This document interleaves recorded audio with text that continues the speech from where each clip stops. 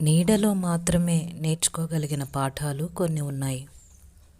యెషయా గ్రంథం 49వ అధ్యాయం 2వ వచనంలో, తన చేతి నీడలో నన్ను దాచియున్నాడు, నన్ను మెరుగుపెట్టిన అంబుగా చేసి తన అంబుల పొదిలో మూసిపెట్టి ఉన్నాడు. నీడలో మనమందరం నీడలోకి ఏదో ఒక సమయంలో వెళ్ళాలి. ఎండ కళ్ళను మిరుమిట్లు గొలుపుతుంది, కళ్ళు దెబ్బతింటాయి. ప్రకృతి వర్ణాలను, వివిధ రంగుల్ని గుర్తుపట్టే శక్తిని కోల్పోతాయి.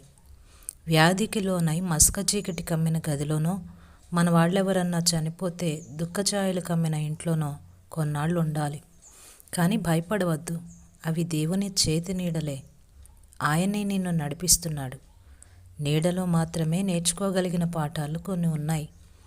ఆయన వదనాన్ని చూపించే చిత్రం చీకటి గదిలోనే వేలాడుతుంది. చీకట్లో ఉండి ఆయన నిన్ను ప్రక్కకి నెట్టేస్తాడని అనుకోవద్దు సుమి. నువ్వింకా ఆయన అంబుల పొదిలోనే ఉన్నావు. పనికిరాని దాన్ని పారేసినట్టు ఆయన నిన్ను పారేయలేదు. సమయం వచ్చేదాకా నిన్ను అలా ఉంచుతున్నాడు.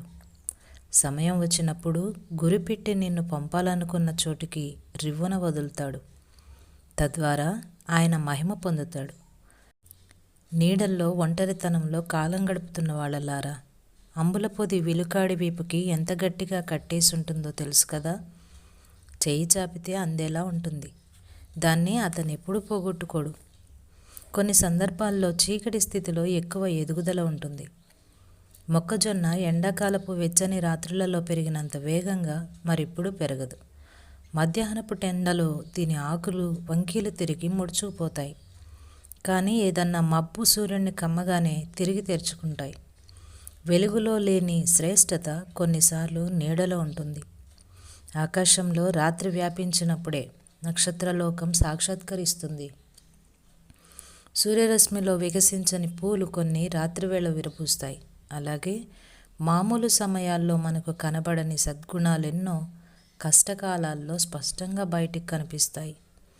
బ్రతుకు నిండా ఎండలే మండిపోతే ముఖం కమిలి వాడిపోతుంది.